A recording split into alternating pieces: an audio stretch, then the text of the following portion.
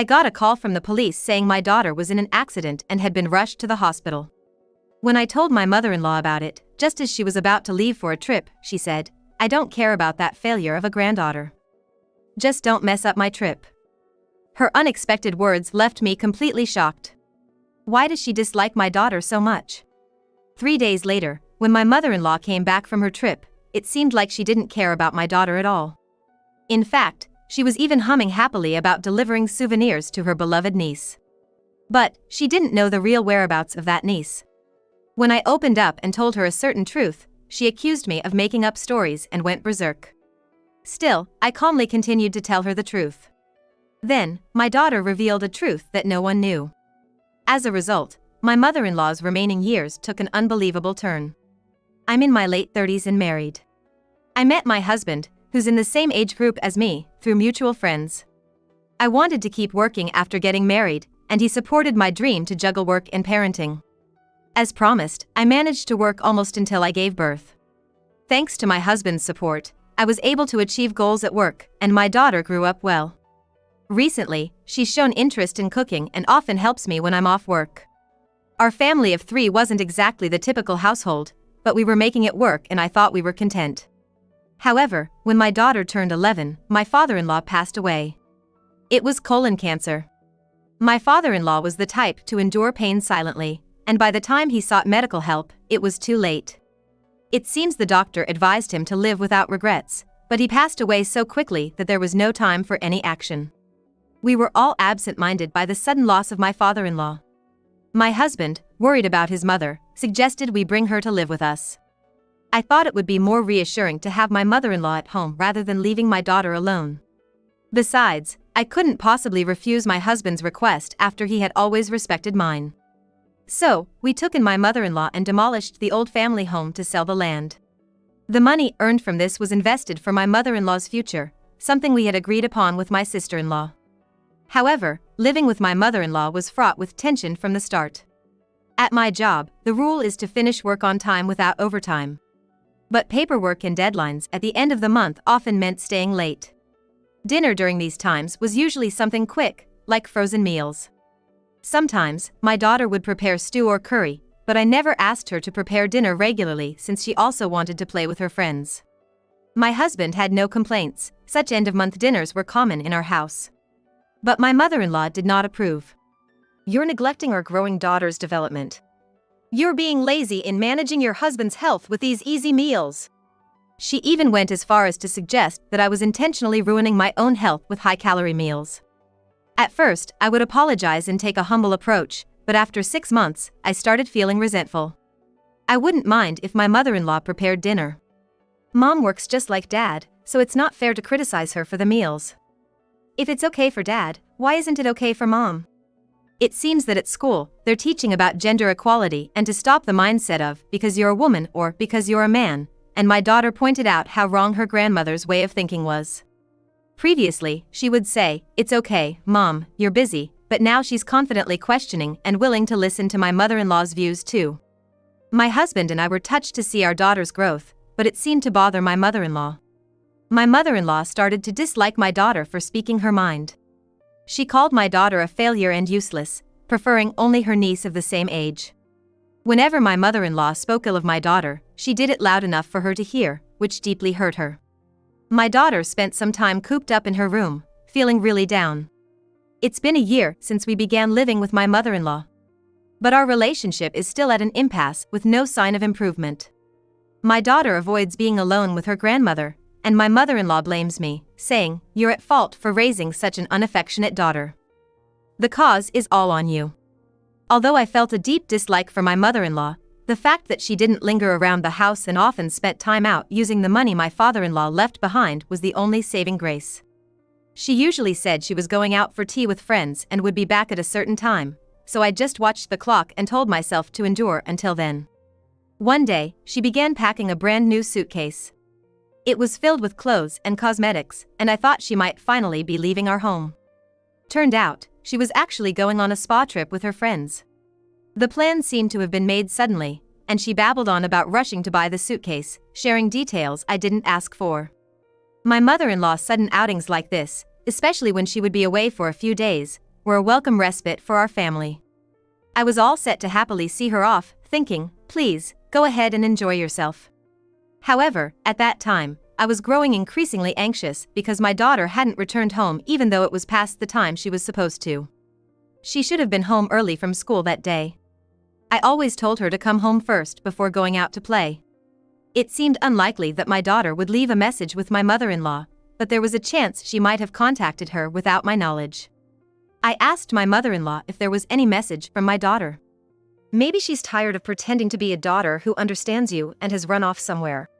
She said something to stoke my anxiety and then laughed creepily. Recently, I had learned to ignore my mother-in-law's snide remarks, but this time, she was not only targeting me but also my daughter, so I couldn't hold back and retorted. You really enjoy irritating others, don't you? Keep up this attitude, and no one will be there to help when you're in trouble. Me, in trouble? That'll never happen.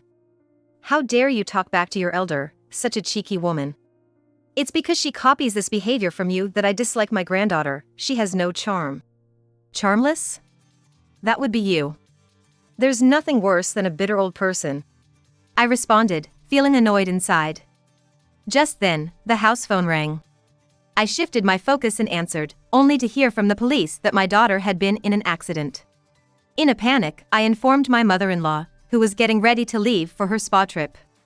But she just said, I don't care about that good-for-nothing granddaughter, and left for her trip. I tried contacting her multiple times, but couldn't reach her until she returned home 3 days later. As soon as she got back from her spa trip, she started pulling out several souvenirs from her travel bag, cheerfully saying she bought them for her niece and was going to deliver them right away. She cheerfully mentioned that she had bought lots of gifts for her niece and was about to go deliver them. After getting ready to visit her niece, my mother-in-law, in a buoyant mood, called my sister-in-law. Considering she had been informed about my daughter's accident before her trip, shouldn't she at least inquire about the follow-up? It seemed as though my daughter didn't exist in her world, leaving me speechless. If only my mother-in-law had asked about my daughter, it would have been easier to convey an important truth. I missed the opportunity to tell her a crucial truth that she needed to know. Oblivious to my turmoil, my mother-in-law kept trying to call my sister-in-law, but couldn't get through, which she found odd. Strange, she's not answering her cell or home phone. I then told her the reason. 3 days ago, your granddaughter passed away. My mother-in-law raised her voice, disbelieving the news. You're just saying this to harass me, aren't you? Using someone's death as a joke, what a terrible daughter-in-law you are. I insisted again that it was no harassment, niece had indeed died in an accident. My mother-in-law refused to believe it, saying she was told my daughter was the one in the accident. Indeed, my daughter had an accident and fractured a bone, but her life was not in danger. That day, after school ended early, my daughter and a few friends, including niece, stopped by a park. Despite my instructions to come straight home, my daughter explained she didn't because she had a friend who wouldn't be able to play with her if she went home first. That friend was busy with some kind of daily lessons, so the only time they could play together was during school commutes. Niece loved climbing high places, and while playing on a climbing structure, she slipped and fell headfirst from the top. Passers-by in the park kindly called an ambulance, but she was unconscious from a bad fall. I tried contacting you multiple times since then. My calls weren't blocked, and the phone rang properly. You didn't answer because it was from me, right? But didn't you think something was wrong with the unusually persistent calls? My mother-in-law was unresponsive as I spoke. It was likely something my mother-in-law was aware of. She probably thought, just ignore it, it's only a call from her. She likely never imagined that her malice would lead to something so serious. I pressed on, revealing another harsh truth. Another truth was that the funeral had already taken place. My sister-in-law and her husband had to make the decision since they couldn't reach my mother-in-law. There was a suggestion to conduct only the wake initially and wait for my mother-in-law's return for the funeral. However, due to the significant emotional impact on the children who were present and my sister-in-law's strong will, they proceeded with a one-day funeral without her. The children are still receiving care for their emotional well-being. Saying goodbye to niece might help them find some closure. I agreed with this approach.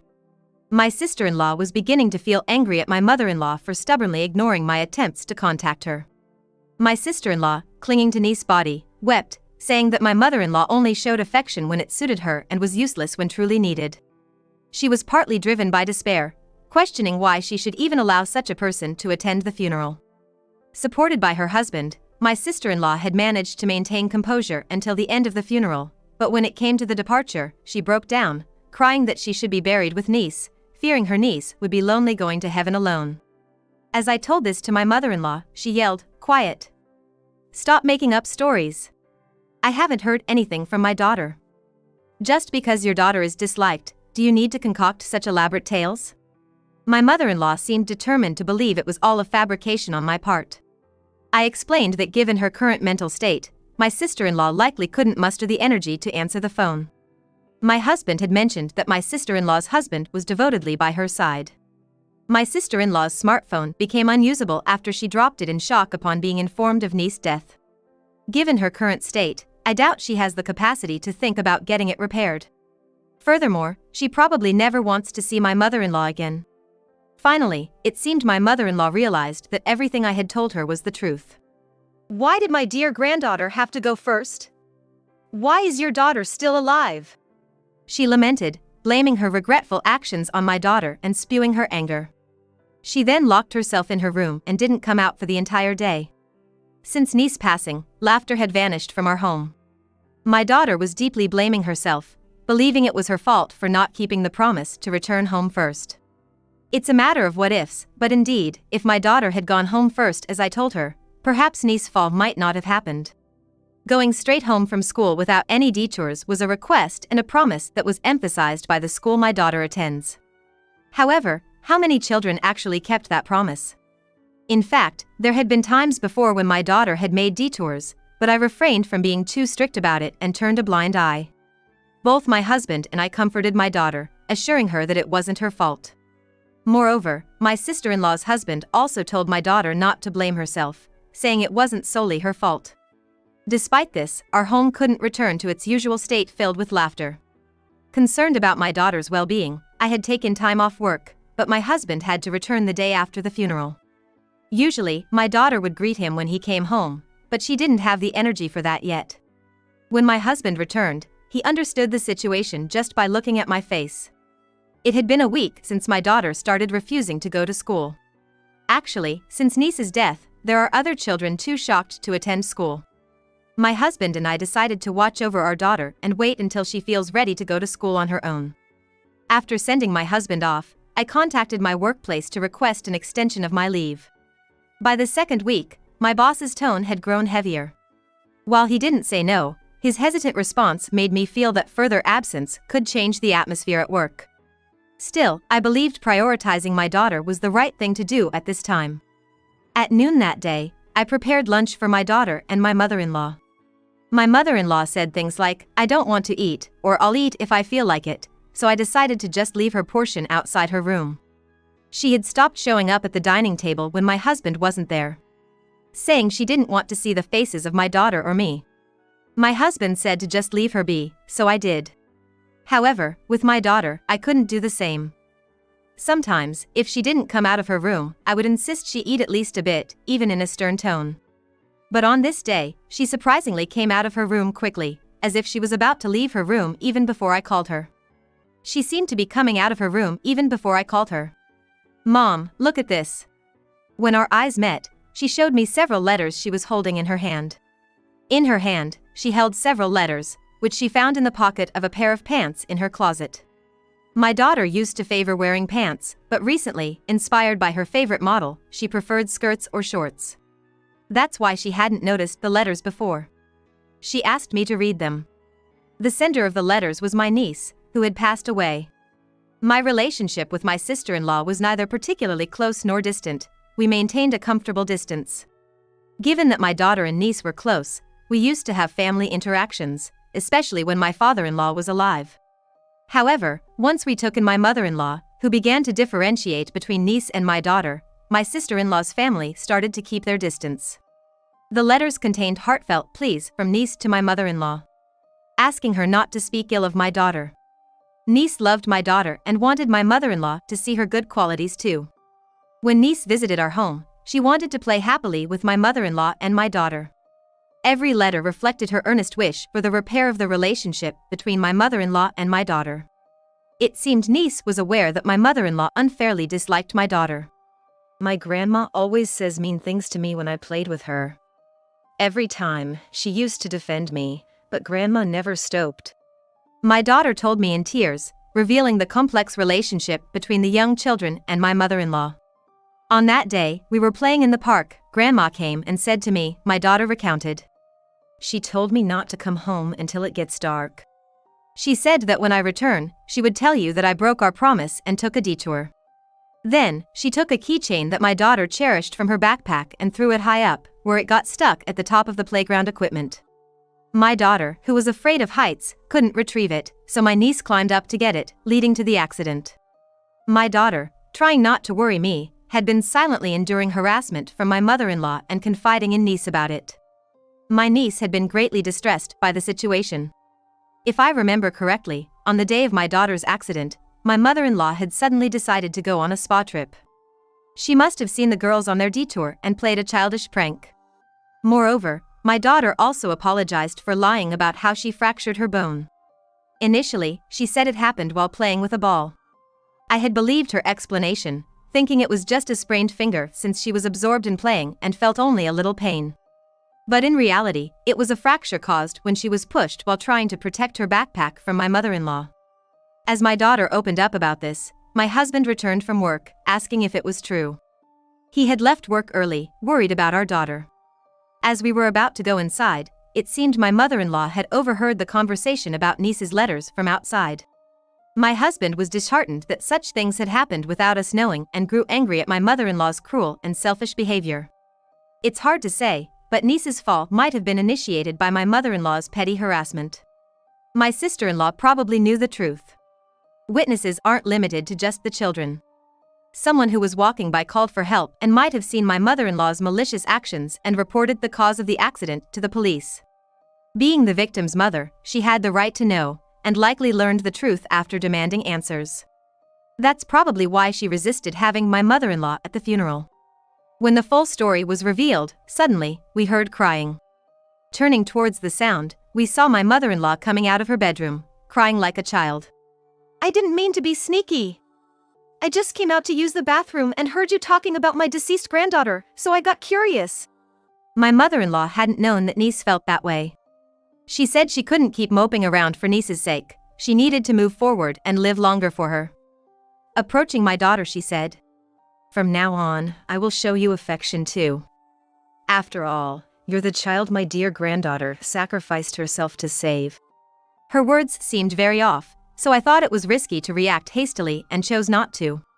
My husband scolded her, saying niece and our daughter are not her dress-up dolls. His analogy made me realize something. My mother-in-law's way of doting on niece was like a child cherishing a dress-up doll. She would dress her in clothes of her own liking, give her things she thought would make her happy, and then insist on her happiness. She was sad that her precious doll was broken. But while my daughter may not compare to that cherished doll, she seemed to think having her is better than having no doll at all. It was as if my daughter was being used as a substitute for niece. Grandma, you know that people who have passed away don't come back, right? There's no such thing as a substitute for someone who's gone. Life, you know, is a unique existence. A priest who read the Bible taught me that. Grandma, you've lived longer and know so much, but you don't understand the value of a person's life. Then my daughter added this. Niece lives on in our hearts. So maybe she should try to get along with her grandmother to fulfill niece's wish. But she definitely doesn't want to be loved as a replacement for niece. After that, the whole family found out that my mother-in-law's childish behavior led to niece's tragic accident, isolating her completely. My daughter seemed to understand the essence of life and death. Come to think of it, I was greatly comforted by the priest's sermon as well. People who came to my niece's funeral must have been comforted just like my daughter and me. The priest was very kind and spoke in a way that even young children could understand. Later, my husband decided to end the living arrangement with my mother-in-law and arranged for her to move into a nursing home. She resisted, saying it was too early to be called elderly. My husband firmly told his mother-in-law that she needed to leave our home. He said she could do as she pleased afterwards, but she shouldn't expect any financial support from us, except for expenses related to moving into a nursing home. When he stated he wouldn't provide financial aid for anything else, she begged him to reconsider, pleading that she would change her ways and not to kick her out of the house. The money from the sale of the family home, which was intended for her future needs, hadn't been touched yet. However, she had been recklessly spending it, assuming it was her money and that my husband would take care of her. My husband decided that he was willing to pay some out-of-pocket expenses for his mother's nursing home admission. He also mentioned that he had no intention of covering any expenses beyond what was needed for her nursing home admission. He had also said that he was tired of being asked about the money all the time, which was a major reason for his decision. I was very much in favor of the decision my husband had made. So, even when my mother-in-law clung to me, saying I was the only person she could rely on, I did not listen and busily carried her belongings outside. Resigned to being evicted from our home, my mother-in-law asked me to find her a job. My mother-in-law had never worked outside the home since her marriage. She believed that a woman's happiness lies in getting married, having children, and raising them. Honestly, I couldn't think of any job that would suit someone with such point of views. However, a contact of mine was looking for good personnel. I introduced her, though I doubted she would fit in, especially as she had been fussing about not being treated as an old person. Despite her previous desperate pleas to my husband and me, my mother-in-law's attitude completely changed once she secured a job. "I don't need your help. I'm still young, and I'll do well in this new environment and prove you wrong." Despite her grand statements, my mother-in-law gave up just 3 days into her new job. "Please, let me come back home. I can't handle it, that place is like hell. I can't stay there for a minute." "Mother-in-law, do you remember the agreement we made? For the sake of the person who referred you, you promised to work there for at least 6 months, right? Giving up in just 3 days is embarrassing for an adult, isn't it?" Since my mother-in-law insisted she wasn't old yet, I had arranged for her a job as a helper in a nursing home. I knew from acquaintances that it was a tough, dirty, and smelly job with high turnover. As a helper, she'd have to do a lot of menial tasks. My mother-in-law complained, "I just can't handle excreting." I knew this job wasn't suitable for her, and partially I arranged it to teach her a lesson, so this outcome was expected. I couldn't help but laugh when my mother-in-law behaved exactly as I had imagined. She was furious, saying it's wrong to laugh at someone's misfortune, but after all the mental distress she had caused, it seemed only natural that her actions would catch up with her. I ended the call with her and blocked her number. After that, there were no more calls from her. I've heard reports that my mother-in-law quietly slipped away from the nursing home I had arranged for her. Occasionally, I've spotted an elderly woman resembling my mother-in-law. She roams around carrying 3 paper bags, her hair unkempt, oddly wearing a winter coat despite it being early summer. Emitting a foul smell, she causes people to keep their distance. I thought our eyes met briefly, but I quickly averted my gaze and left.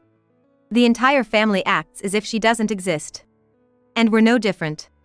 I've heard that my sister-in-law is gradually regaining her liveliness. I hope she'll return to society slowly and without pressure. My daughter has started going to school on her will and is now playing with friends again. I've returned to work, managing both home and job without any strain. We've promised to live our lives to the fullest for my niece's sake. We intend to keep striving for even more happiness.